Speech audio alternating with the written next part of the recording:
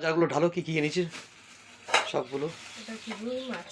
এটা অল্প করে নিয়েছি, এটা দেশি রুই মাছ। এটা কি মাছ? ভোলা মাছ। এটা ভোলা মাছ আছে, এটা ভোলা মাছ আছে। বাটা মাছ।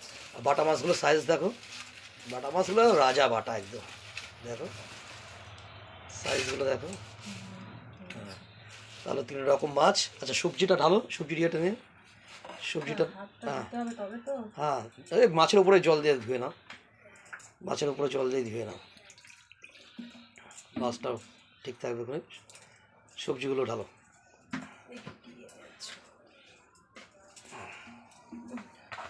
ঢালো। ফুলকপি, ফুলকপি, টমেটো, টমেটো, সজনের ফুল। সজনের ফুল বললে বড়া খাবে, সজনের ফুল নিয়ে এসছি, সজনের ডাঁটা, সজনের ডাঁটা নিয়ে এসছি। হ্যাঁ ঢালো।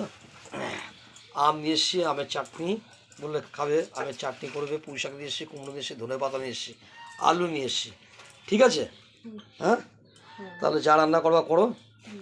হ্যাঁ, ঠিক আছে।